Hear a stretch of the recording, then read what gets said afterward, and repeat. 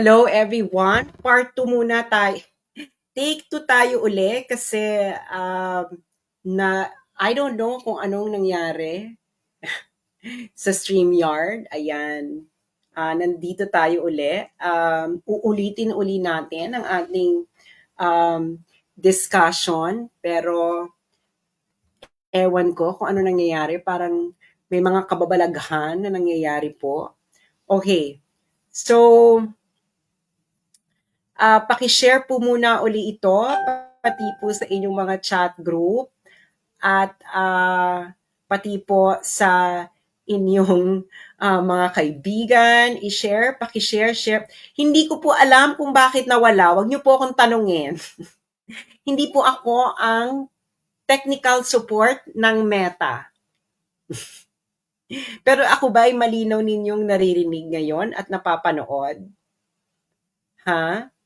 Malinaw niyo ba ako na naririnig ngayon at napapanood? So hindi ko alam kung anong nangyayari. So do not ask me what happened. Nawala siya. So nategi.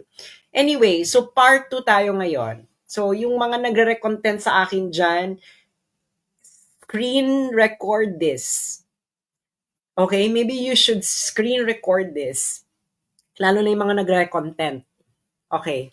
So ngayon, uulitin natin from the top. Kasi nga nawala. Okay, nawala. So ulitin natin. So, paki-share po muna ito ngayon para maraming makapanood at makakinig. At sana ay share nyo sa inyong mga chat groups, sa inyong mga Facebook groups, at kung saan-saan pa. Yung mga nasa bahay, yung mga nagre-content, I advise that you video record this. Para kung mai-content ninyo, ay hindi nyo na kailangan hintayin matapos tong live na to para ma-content ninyo siya. So that you can content it right away. Dahil kailangan makita natin ang big picture ng mga nangyayari. Na hindi kayo nadidistract at hindi kayo para nakikita nyo kung nasaan tayong stage ng ating buhay. Hindi ba? So, uulitin natin siya from the top. So, hintayin muna natin yung mga nag-worry kanina nang nawala ang ating live. Pero ako naman po ay pwede ko naman siyang ulit-ulitin dahil alam ko naman ang aking sasabihin. I know this by heart because matagal ko nang alam kung ano ang kanilang pinaplano. Halatang-halata naman from the beginning. Pero ang ating discussion is from local to geopolitical dahil ito ay konektado lahat. Konektado siya lahat. So, kaya dapat nyo siyang tingnan sa isang napakalaking perspektibo at hindi kayo nadidistract ng mga kachipan, ng mga halata namang tanim fake news. Diba? Lalo na yung, kung hindi man tanim fake news, gusto lang nilang i-amplify para yung discussion sa social media is mawala doon sa big picture. Alam nyo na siguro kung ano yung sinasabi ko. Okay? Ang sinasabi ko ay yung mga edited picture, ganyan. It is so ridiculous. Ginagawa yan para mawala ang usapan sa big picture. Babalik at babalik tayo sa big picture. At ito ang ating gagawin ngayon. Okay? So, paki-share na po ito ngayon. Click share. Ayan. Ang gusto kong sabihin is, planado to lahat. They really want to bring down Duterte-aligned bloggers. Why? Yan ang katanungan, di ba? Isang malaking katanungan. Why? Meron po itong connection sa impeachment ni Sara at isang larger discussion, larger issue of geopolitics. Okay? Kaya dapat himayin nyo ito, pag-usapan ninyo ito na magkakaibigan, magkakapamilya, magkainuman, lahat dahil hindi biro ang nangyayari sa Pilipinas. Okay? Kaya nga ang title ko nito is Learn from Ukraine. Learn from Ukraine. Hindi ito nadadaan sa dasal. Okay? Hindi ito nadadaan sa dasal. Maraming Ukrainians ang nagdasal. Kung feeling nyo kayo ang pinagpala ng Diyos, again, learn from Ukraine. Okay. Now, ano ba itong sinasabi ko? Mag-uumpisa tayo from the top. Okay. Alam niyo naman yung nangyari sa SMNI. Una nilang tinarget na pabagsakin ay SMNI. And then, Pastor Apollo Kibuloy. Tagal ko na silang, si Maharlika, nag-warning na siya dyan, matagal na. Go-warning ako. Remember, I think it was 2023, simula nilang pabagsakin ang SMNI. Bakit SMNI? Una-una, SMNI ay ang tanging talagang makikita mong pro-Duterte na media. Correct? Gusto nilang pabagsakin. Kaya nga ilang beses nawawala ang Facebook accounts at YouTube accounts ng SMNI. At anong ginagawa nilang paraan para mawala at maban sa Facebook or sa YouTube ang SMNI? Kung na magsasampa sila ng mga kaso-kaso, tapos yung mga kaso-kaso, dadali nila sa YouTube at Facebook at sasabihin, itong user na to, ganito, ganyan. And Facebook will oblige. Lalo na kung merong investigation, meron ng ganito. Ganyan ang kanilang taktika. Ginawa na nila to before. And remember, ang gusto nilang gawin ngayon, lalo na sa akin, and I will explain to you why. Okay? Ako mismo ang target nila. Remember yung ginawa nila kay Donald Trump. Tinanggal nila Donald Trump sa Facebook and Donald Trump sa Facebook. Kahit sa Twitter. Do you remember? Do you remember? It is the same thing that they want to do. Nagawa nga nila kay Donald Trump yan eh. Noong 2020, kailan man naban si Donald Trump? I think so 2021. Paano pa tayong simpleng Pilipino lang at mamamayan? Hindi ba? Mahihimay-himay nyo itong lahat. Okay? I-discuss ko ito ng paunti-unti. Uumpisahan na ngayon natin sa sinulat. May battle plan talaga sila because katulad na rin ng nireport ng Rappler. Okay? This is a report by Rappler. January 16, 2025. Okay? January 16, 2025.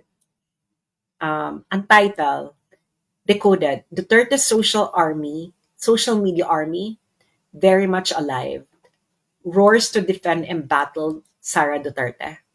Okay. So, they recognize na talagang hindi nila kaya ang Duterte-aligned bloggers and their influence. Okay. Siyempre, kailangan ko na magbayad. Kanina hindi ko naman kailangan magbayad. So, dito sa article na to, okay, na-recognize nila na outnumbered sila. Na halimbawa ito.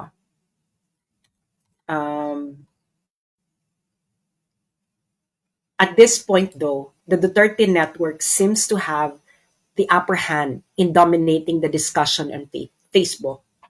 Okay.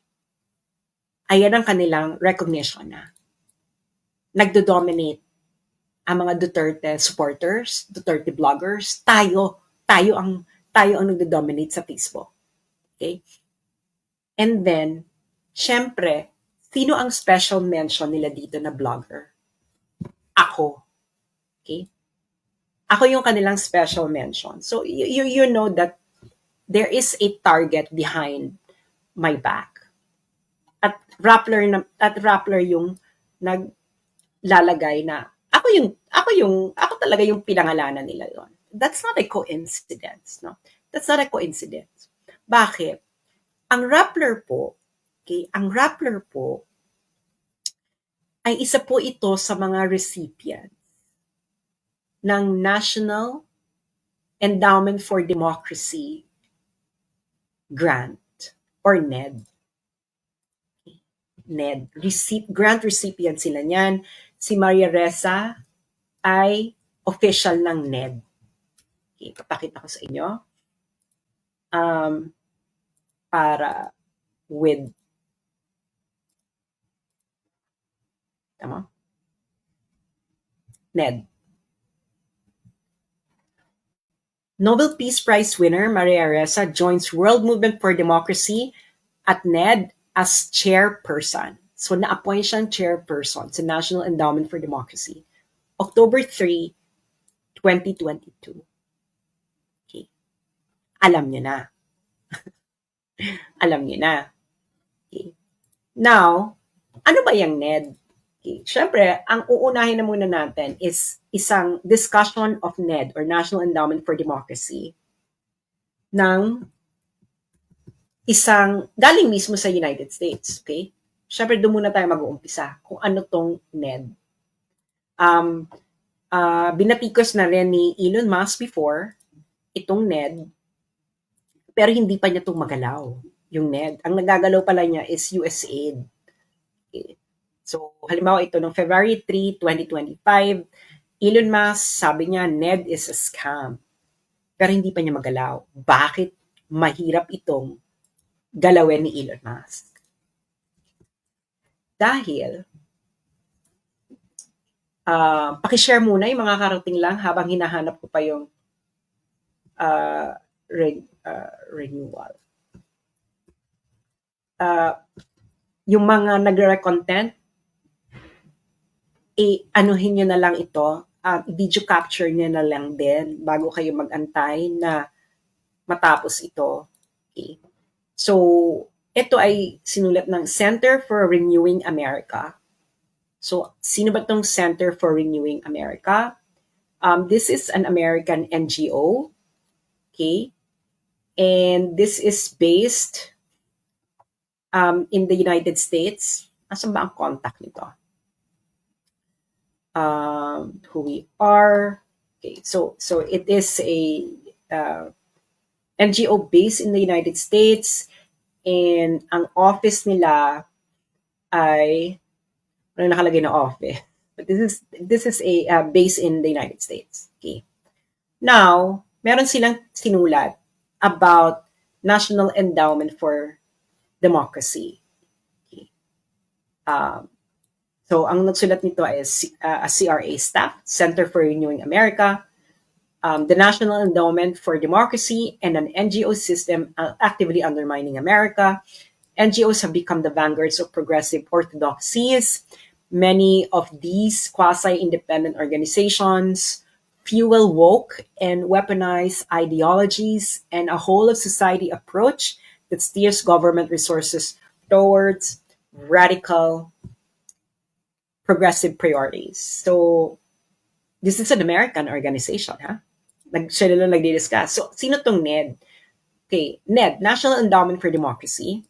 It was created in 1983. At the height of the Cold War, NED was conceived by former CIA Director William Casey and former CIA operative Walter Raymond Jr. Ibig sabihin, binuo siya ng CIA nung Cold War. Para saan? Okay? Kasi, itong ginagawa ng CIA, may secret. Meron ding hindi secret. Yung hindi secret na ginagawa ng CIA, ang gumagawa nun, National Endowment for Democracy, para magmukha siyang legitimate. So, anong ginagawa ng NED, National Endowment for Democracy, para magmukha siyang legitimate na work sa ibang bansa, hindi siya espionage. NED accomplishes this through the dispersal of grant monies to favored and well-connected interests abroad.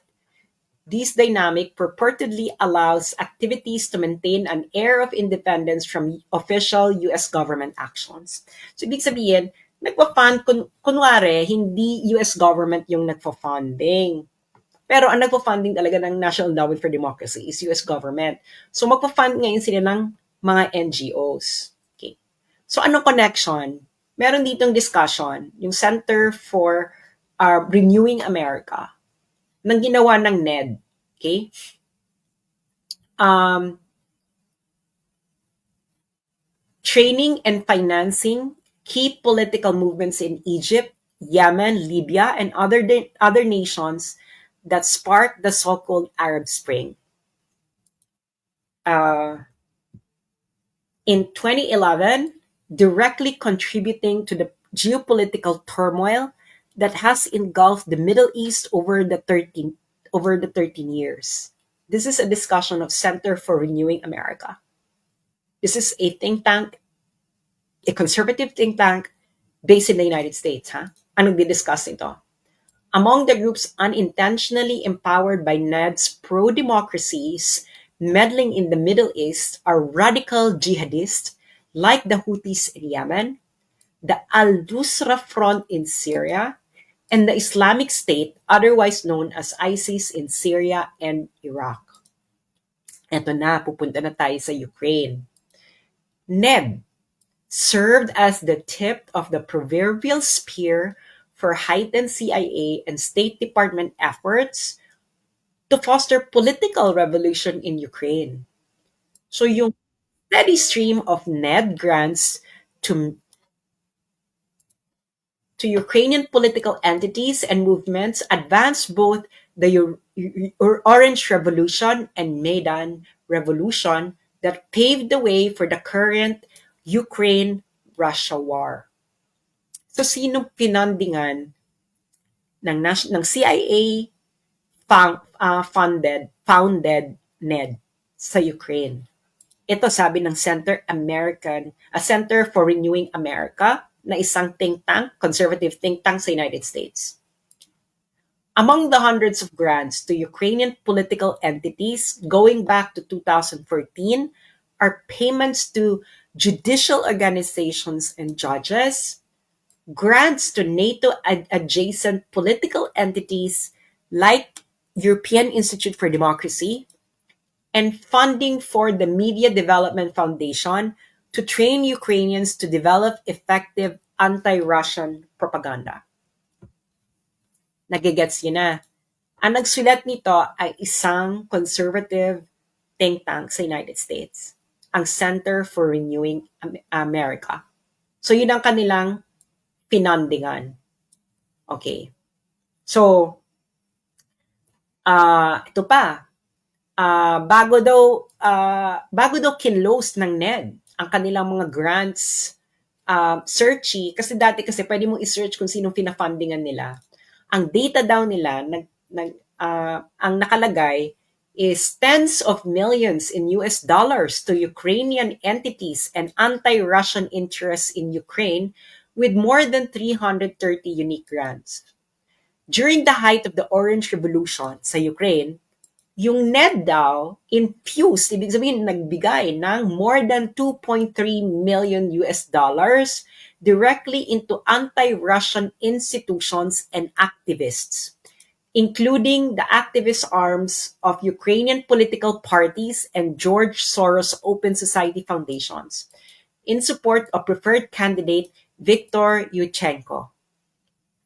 NED's funding streams, ibig sabihin yung mga funding daw ng National Democracy para sa mga anti-Russian activists and institutions ay nag-increase ng 52% the following year to more than 3.5 million US dollars hanggang matapos na yung Orange Revolution. And we all know what happened to Ukraine. Okay? We all know what happened to Ukraine. Now, I'm going to discuss to you the structure ng National Endowment for Democracy. Okay. Lahat ito ay magkaka-connect later para nasusundan nyo. So, may pop quiz po tayo mamaya. Sana maghanda po kayo ng 1/4 sheet of paper. 1/4 sheet of paper para kayo ay handa later sa ating pop quiz. Okay. So, ang next natin na NGO ay ang Swiss Policy Research. Okay? So, ang Swiss Policy Research ay isa itong um, independent, non-partisan, and non-profit research group investigating geopolitical propaganda. Okay. Now, I believe, so ano sila? They are investigating um, different propaganda. And one of them is the U.S. National Endowment for Democracy, and which is a CIA, tinatag yan ng CIA. Okay. Now, makikita nyo, inulit-uli nila, the National Endowment for Democracy, or NED, was founded in 1983 by U.S. Congress as a private nonprofit foundation dedicated to the growth and strengthening of democratic institutions around the world. CHAR. Okay?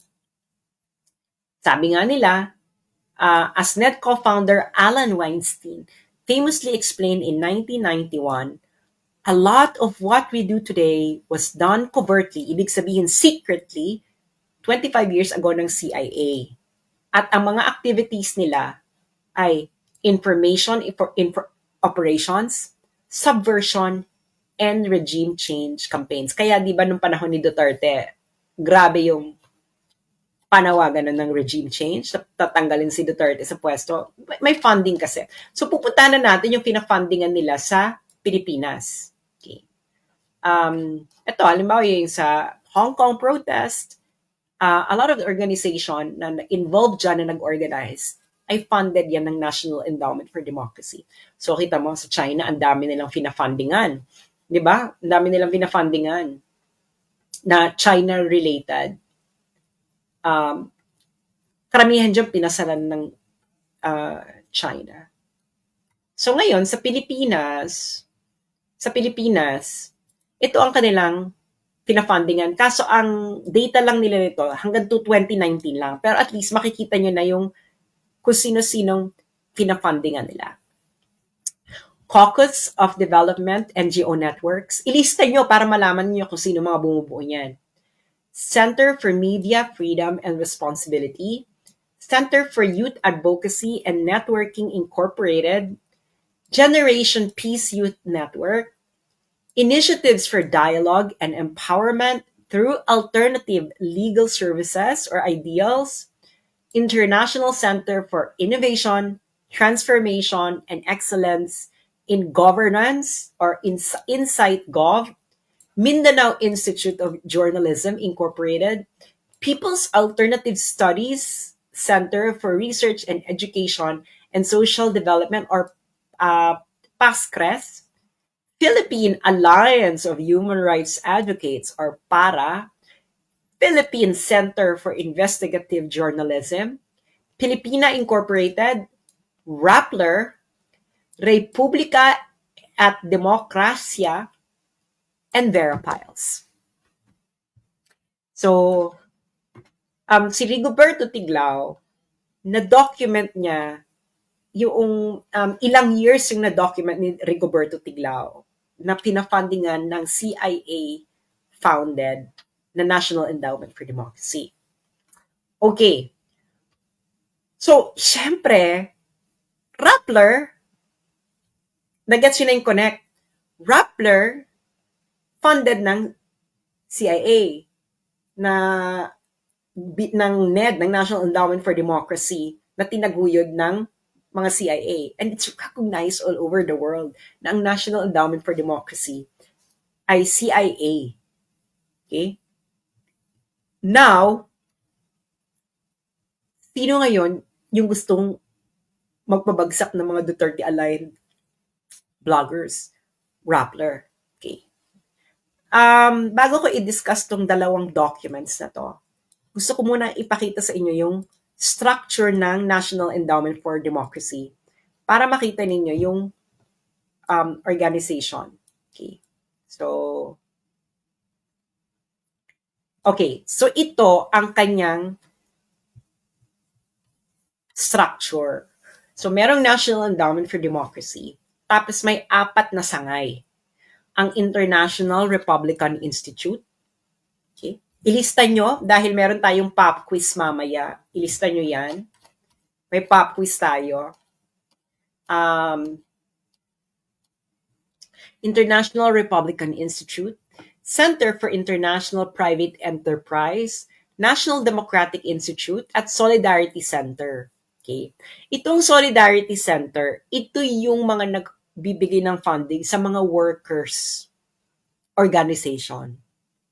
Yung National Democratic Institute, dito pinapadaan yung pera para sa mga liberal and woke na aligned organization sa ibang bansa. Itong Center for International Private Enterprise, ito ang pinagdadaanan ng pera para ma-fundingan ang mga small and medium enterprises and any businesses na nangangailangan ng funding. Of course, outside the United States.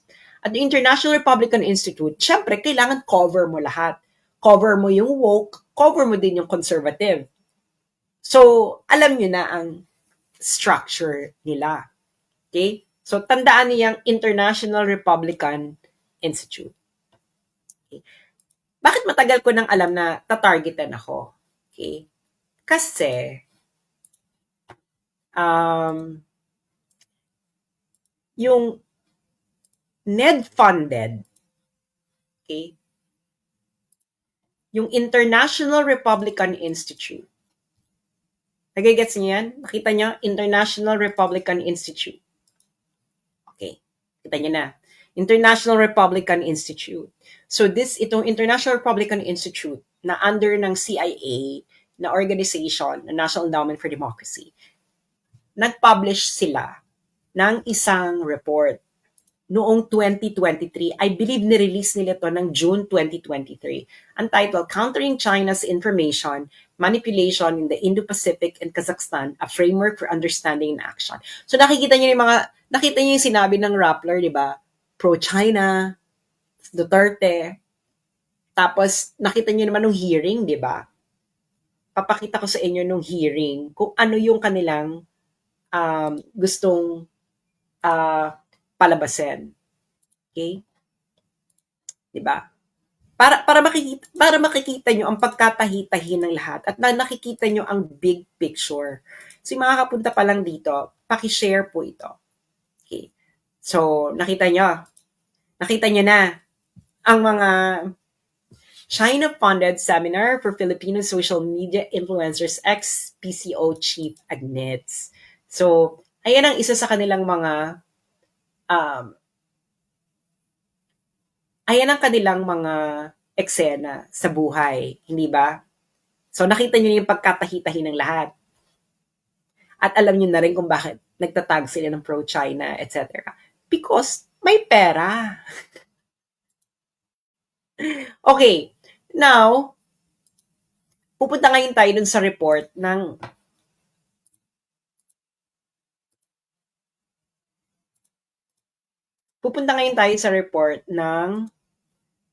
International Republican Institute. Again, ang International Republican Institute, ano agad ito, class? Ang IRI, sangay siya ng ang IRI, kung natatandaan ninyo.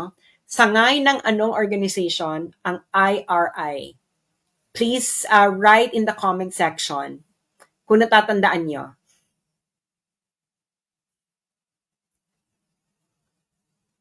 NED, exactly.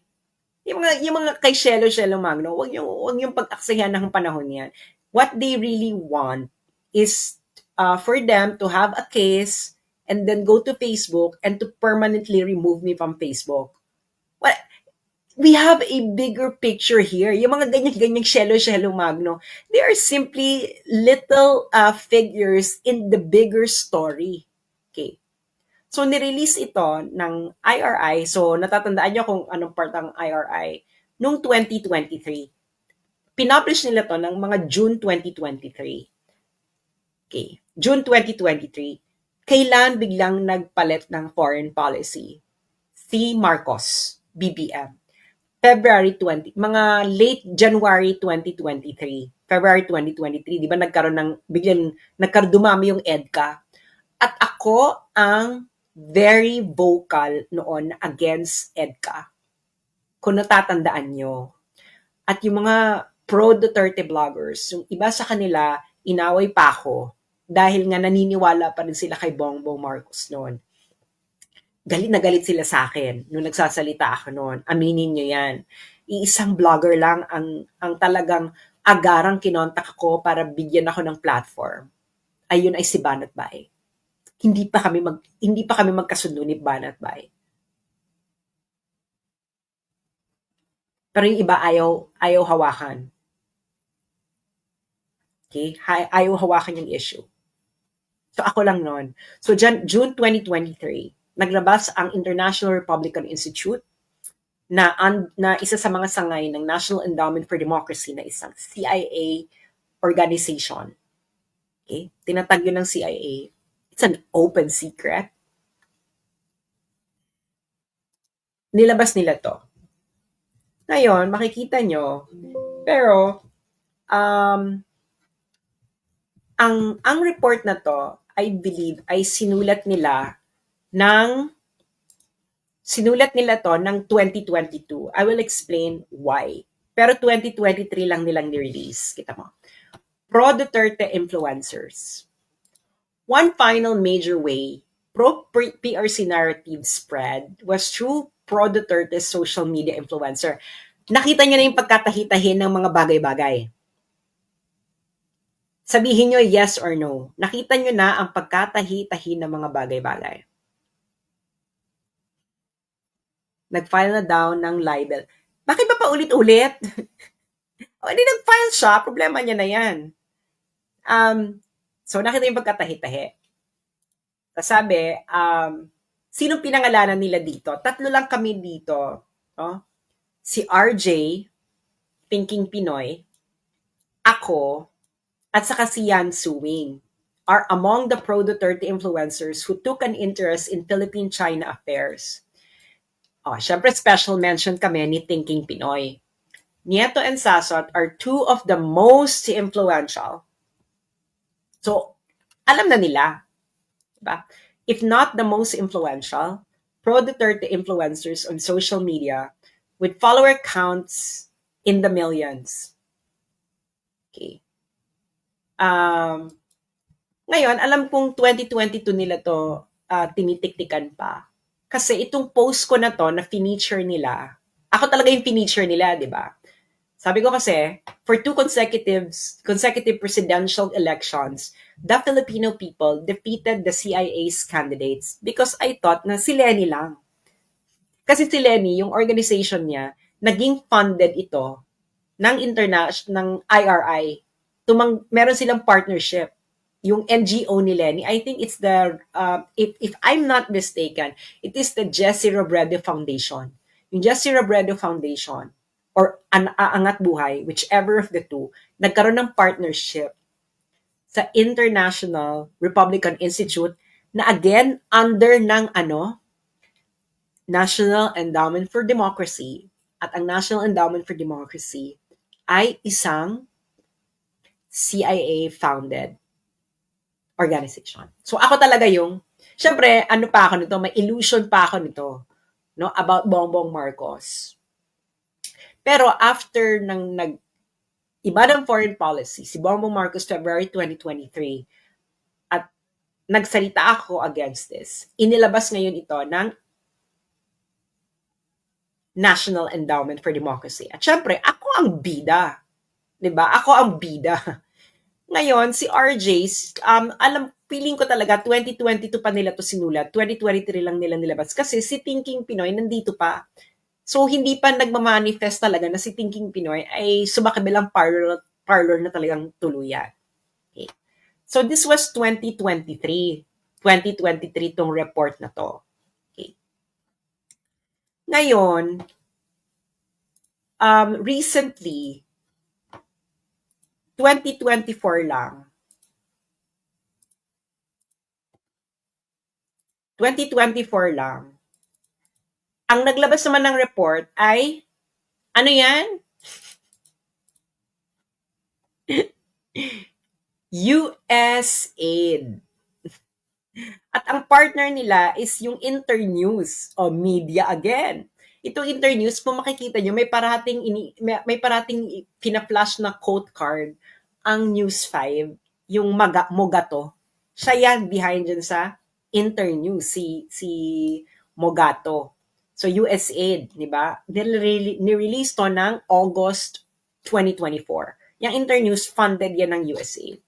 Okay. So, ngayon, ano ngayon ang agenda nitong report na to? So yung kanina 2023, ni-release ng June 2023. Ito yung pinakabago. Ni-release ito ng August 2024. So sino ang nag-funding? United States Agency for International Development. Hindi ba? So sabi, it does not necessarily reflect the views of USAID or the United States government. Siyempre, etos garbanzos. Sila nag-funding. Okay. So ngayon, ang eksena ngayon dyan, okay, pupunta ngayon tayo sa, eto na, Pro Duterte's social media accounts. Okay. Siyempre, ako na naman, no? Ako naman ang nandito. So, kung bibilangin nyo, halimbawa ito, coming to the Vice President's defense, X and Facebook accounts circulated a screenshot of a tweet by political blogger Sas Sasot referring to Oplan Destroy Inday, a purported campaign to tarnish Inday Sara Duterte's image. So, makikita mo na, bakit ibig sabihin kasi ng purported, gawa-gawa lang. Ito kasing Oplan Destroy Inday na to, na sinasabi ko nag-exist, ito yung nag-uumpisa nung 2023. Ngayon, sabi nila, purported lang daw. Etos, parang ganyan. So, alam nyo na. Diba? At ang report na ito ay pinondohan ng what? USAID. Okay. So, ilan beses nila ako ditong pinangalanan? Ako yung pinakamarami nilang pinangalanan dito. So, 1, 2, di ba? 2, 3, 4, 5, and 6. So, 1, 2, 3, 4, 5, 6. 6. So, talagang bonggang-bongga, super bongga. So, ako talaga yung, ayan na naman, pro-China, etc. At sinong funded nito? USAID. Alam naman natin ang iringan ng US ngayon at ng China. Okay. USAID. So ngayon, naiintindihan nyo na ngayon, I hope naman, natahi-tahi nyo na kung anong nangyayari. Diba? Now, bakit ako ang target? Bakit ako ang target nilang pabagsakin? Sinasabi ko na sa inyo, mag-subscribe na kayo sa Substack ko because it will just be a matter of months before nila ma-convince ang Facebook to permanently delete me from Facebook and ban me. Nagawa na nila yan before sa ibang personalities. Nasabi ko na sa inyo. Kaya ngayon pa lang, okay, kasi gusto nilang i-dominate ang narrative pagdating ng impeachment ni Sara. Okay? Kasi ang battleground ng public opinion ay Facebook. Okay? Facebook. At sinabi ng Rappler, Duterte supporters at bloggers ang nagdo-dominate. Okay? So, patalastas lang, ito, i-download nyo na tong Substack. Itong makikita nyo, yan ang Substack. Sulat nyo na. I-download nyo na yan. App yan sa Google app or Apple app. Okay, Substack. Sulat nyo na yan. Palalakihin ko para makita nyo. Substack. Yan ang pangalan niya. And then, pag nandyan na kayo, hanapin nyo ako.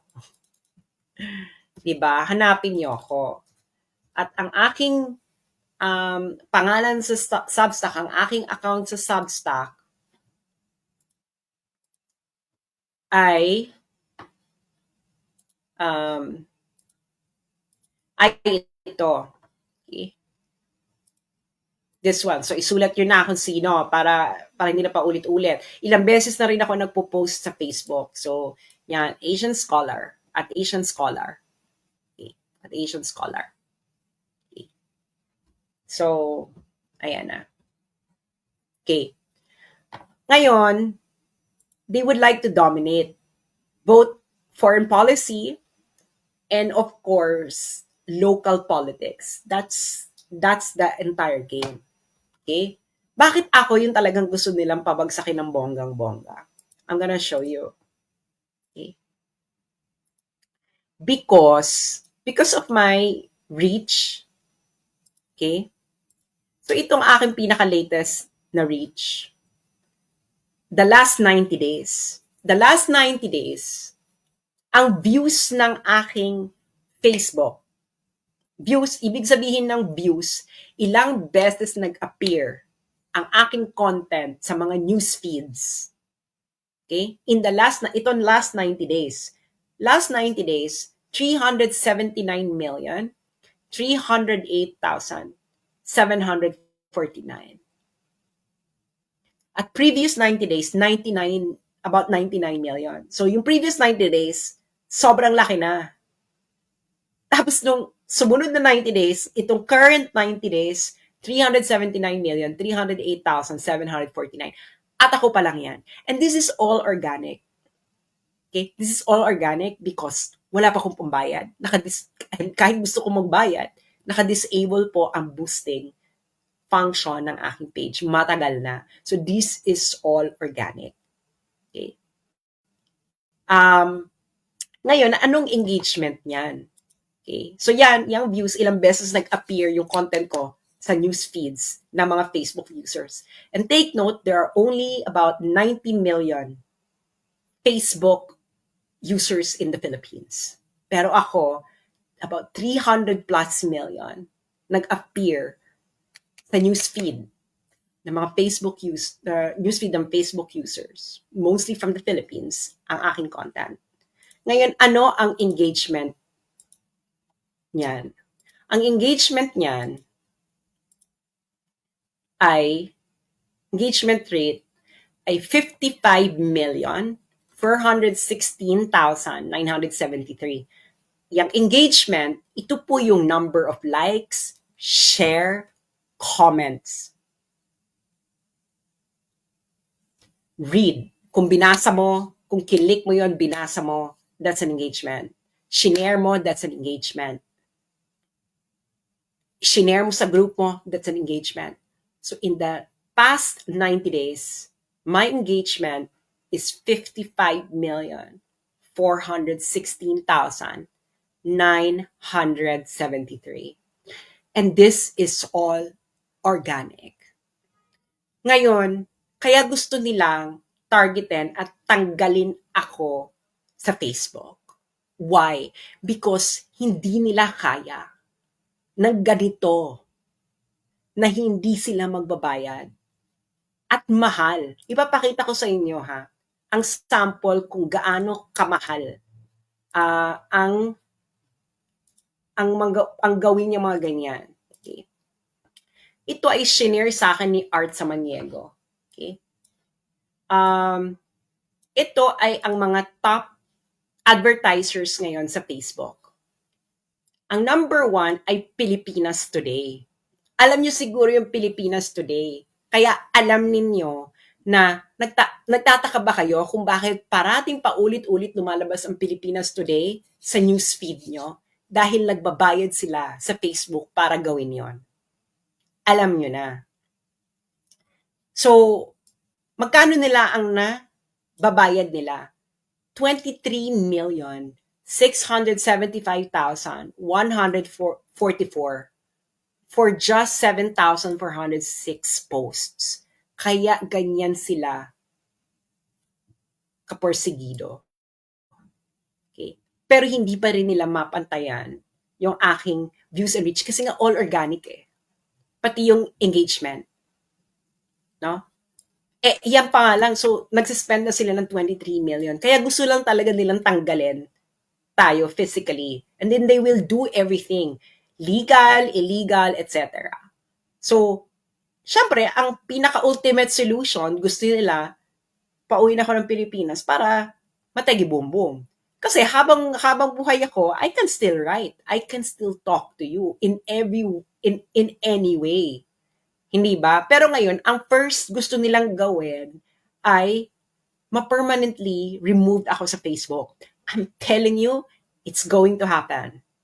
It's going to happen in a few months bago mag-start ang hearing ni Sarah. They will do everything in order to do that. Kaya nga sinasabihan ko yung mga Pilipino sa Meta, if you don't bring this protest outside Meta,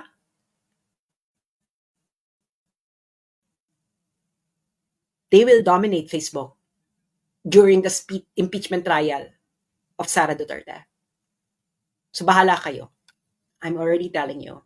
So ano yung mga example ng ads ng Pilipinas Today na nagbabayad sila ng 23,675,000.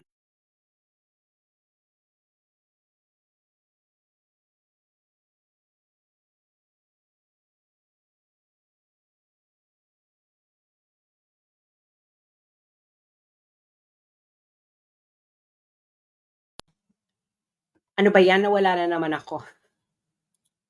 Nawala na naman ako. Okay. So ano yung mga example ng mga ads ng Pilipinas Today na nagbabayad sila? Okay. Ito ang mga example ng kanilang mga ads. Okay. Ang nagpadala sa akin ito si Art Samaniego. Okay. So, nakikita niyo na. Okay. Kailan lang to? March 6, 2025. Nakita niyo yung impression? Ang liit na impression, di ba? 150,000, 175,000 lang. So, nagbayad na sila. Ito yung isang halimbawa ng ad nila. Anti-Sara. Okay? Ito, campaign for Senator Tolentino, March 5, and another anti-Sara. Okay. So yan ay may funding. Kaya lumalabas yan sa mga newsfeed nyo, yung kanila, kasi binabayaran nila. Kaya hindi nila ako kaya, kasi akin, all organic. Okay. So nakita nyo na, so local and foreign policy, nahihirapan sila. Okay? Kaya kung ano na lang ina-accuse nila sa akin, ganyan, kaso dito, kaso ganyan, etc. Okay? And of course, they would like to permanently remove me from Facebook. Kaya nagkakaso-kaso silang ganyan. Para may maipakita sila sa Facebook na, oh, itong taong to, ganito, ganyan. And in the United States, remember, they did that to Donald Trump. That's why Donald Trump was removed from Facebook. He was banned, even sa Twitter. Remember? They will do the same. Okay? They will do the same. Now, ano ngayon yung paano na tayo? Palaki na tayo ng palaki. Di ba? So, meron kang local, meron ding geopolitical. Okay. So, nakikita niyo yung mga accusations nila, di ba? Yung sinabi, ito, yung mga pro-China, ganyan, etc. So, I'm gonna show you what happened sa Ukraine about 1 year before nagkaroon ng gera. Nireport to ng Al Jazeera noong February 5, 2021. This was like about a year before the Ukraine-Russia war. So ngayon, anong ginawa ni Zelensky? Si Zelensky, binan niya ang mga pro-Russian media. So, pinasarado niya ang 3 television networks na sinabi niya ay nagsispread ng Kremlin-funded propaganda. A development the US has reprimanded. So, ibig sabihin, nagalit pa yung EU noon, February 2021, sa ginawa ni Zelensky. Siyempre, afterwards, hindi na nagalit ang EU. Pero una, nagalit sila. Char. So ngayon, palitan nyo lang. 'Di ba? Palitan nyo lang yung Kremlin ng Kremlin is the capital of Russia, capital ng Russia. Kremlin is the seat of power of Russia. So palitan mo lang yung Kremlin ng what? CPC. Russia, palitan mo lang ng China. Same banana. Hindi ba? So, nakita nyo na yung ginawa nila sa SMNI? So, SMNI yung una nilang pinasarado. Ngayon, ang tina-target naman nila, di ba? Hahanap sila, ito ang mga pro-China bloggers. Papasara din nila yan. Daan na sila patungo. Which Zelensky actually did. Pero ang target niya, pro-Russia. Okay? So ngayon, nangyayari na rin sa atin. Kaya ang sinasabi, tagal ko na ang sinasabi na we're going to be the next Ukraine. Kung hindi kayo magising. Kung hindi kayo magising. Sinasabi sa inyo, hindi ito biro. Hindi ito nadadaan sa dasal.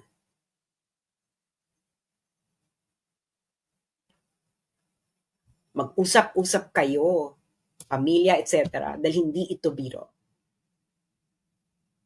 Okay. So, ngayon, bakit sinasabi nila hindi naman pro-war si Donald Trump? Yeah, as a person, hindi siya pro-war. Pero sa United States, hindi lang po presidente ang gumagawa ng desisyon. Kahit ayaw mo ng gera, the deep state, yung tinatawag nilang deep state sa US, can actually force a US president to go to war. Sinasabi ko na sa inyo, yung mga false flag, kahit ayaw na presidente, ng US president na pumunta ng gera, ang gagawin ng deep state, gagawa sila ng paraan para yung US president is maggawa ng gera. So, you have to understand kung nasaan na tayong part ng history ng mundo. Okay? I don't know if you remember this tweet ni President Donald Trump. Sabi niya, nung December 1, 2024, the idea that the BRICS countries are trying to move away from the dollar while we stand by and watch is over.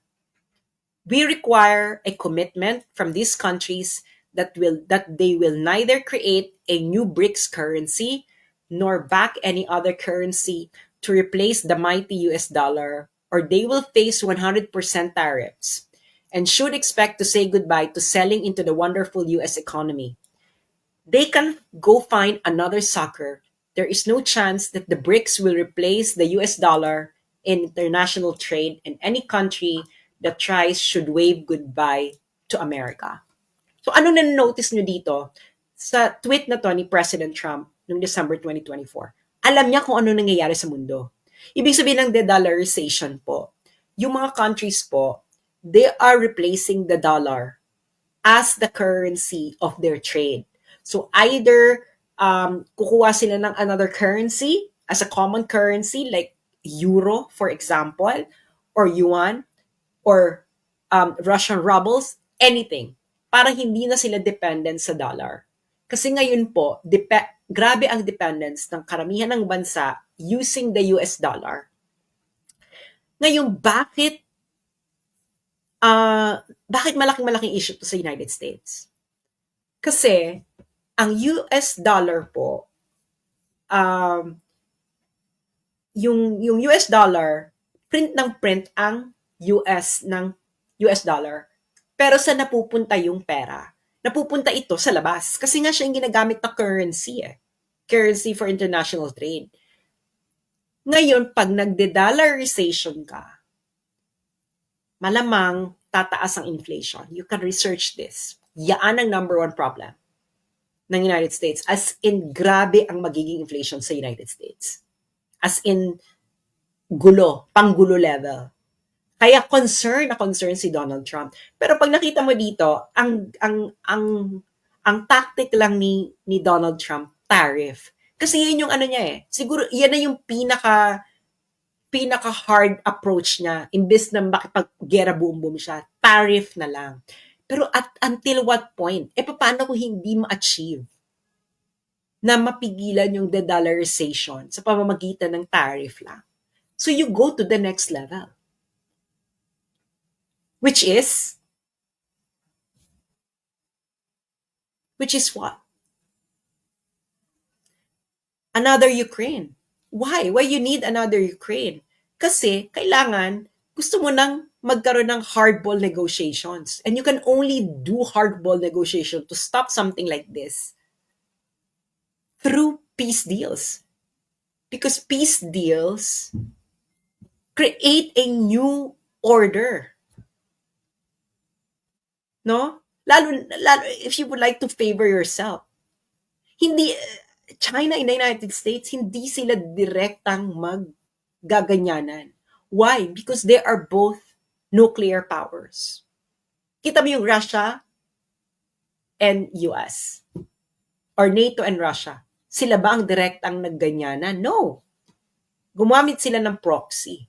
Kasi hindi nga sila pwedeng magkasagapaan dahil ubos ang mga cities nila because it's going to be a nuclear war kung sila mismo. So, ang mangyayari, proxy. So, sino ang proxy sa Europe? Ukraine. Sino ngayon ang proxy sa ating region? It's going to be the Philippines. Nakikita nyo na, di ba? Pinakita ko sa inyo yung nangyari sa Ukraine. Di ba? Kung anong unang mga ginagawa nila. At nakita niyo yung report ng National Endowment for Democracy na isang CIA funded. Sino yung target nila? Hindi ba? So yun, friends, ang larger picture. This is beyond just what you are seeing. Okay?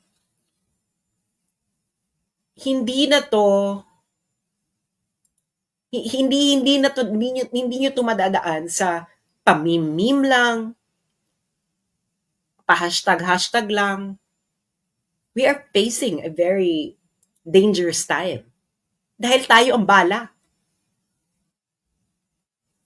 Ngayon, sino yung mga gusto nilang tanggalin? Si Sara. Yung mga katulad kong vloggers. Lalo na ako kasi nga yung reach ko. Sino ngayon magdo-dominate sa Facebook? Boses nila. Magdo-dominate sa Facebook yung boses nila.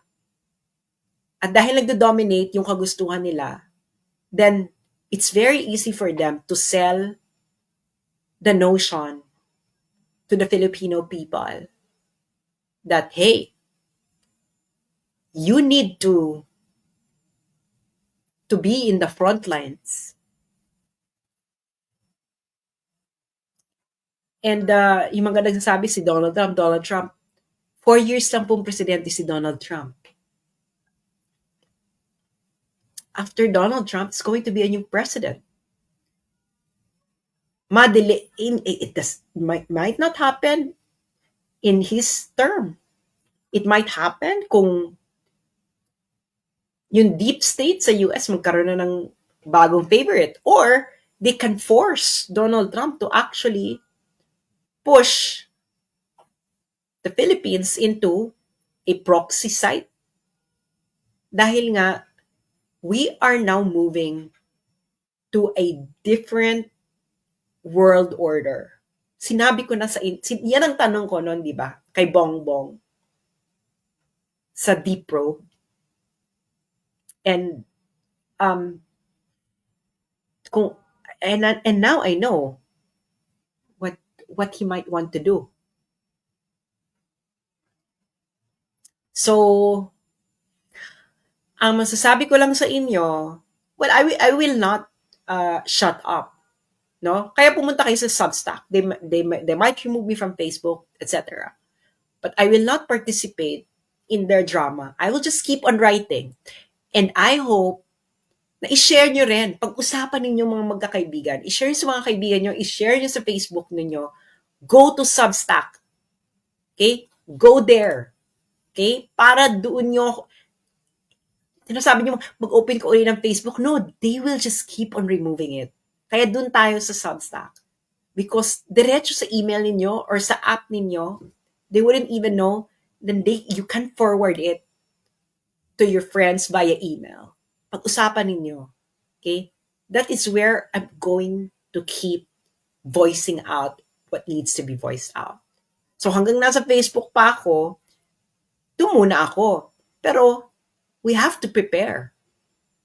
We have to prepare for the eventuality. Dahil malapit na ang impeachment ni Inday Sara.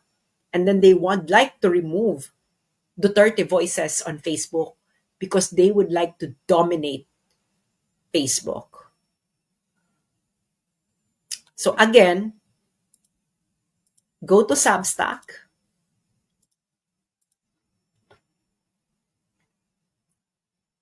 Okay? Ito ang aking username. Screenshot nyo na kung kaya ninyo. Substack.